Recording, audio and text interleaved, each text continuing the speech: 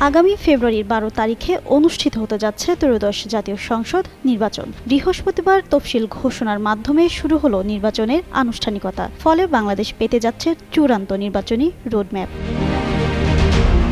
নির্বাচনকে সামনে রেখে ইতিমধ্যেই রাজনৈতিক দলগুলোর প্রস্তুতি প্রক্রিয়া শুরু করেছে এবং বেশিরভাগ দলই তাদের সম্ভাব্য প্রার্থীদের নাম চূড়ান্ত করার কাজ করছে। কোনো কোনো দল বেশিরভাগ আসনে প্রার্থীদের নামও ঘোষণা করেছে। তবে এবার নির্বাচনে ইসির সামনে ৬টি বড় চ্যালেঞ্জ।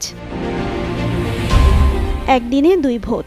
জাতীয় নির্বাচন ও গণভোট অনুষ্ঠিত হওয়ায় ভোটারদের সময় ব্যবস্থাপনা কঠিন হচ্ছে এবং ব্যালট গণনার চাপও দ্বিগুণ হয়ে যাচ্ছে। ব্যালট ব্যবস্থাপনা ও আসন বিন্যাস। এক বুথে ৫০০ থেকে ৬০০ ভোটার, ২ ব্যালট, যার ফলে ব্যালট পেপার পরিচালনা, বুথ বিন্যাস ও দ্রুত গণনা কমিশনের জন্য বড় চ্যালেঞ্জ তৈরি করেছে।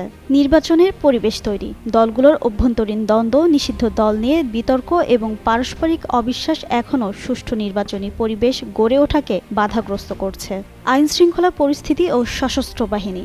সেনা, নৌ ও বিমান বাহিনীর ব্যাপক মোতায়েন থাকলেও সামগ্রিক নিরাপত্তা পরিস্থিতি কাঙ্ক্ষিত মাত্রায় স্থিতিশীল না হওয়ায় উদ্বেগ রয়ে গেছে। দলগুলোকে সংযত রাখা। ফলাফল মানতে অনীহা, উত্তেজনা এবং সহনশীল আচরণের অভাব দলগুলোকে সংযত রাখা ও সহিংসতা ঠেকানোকে কঠিন করে তুলেছে।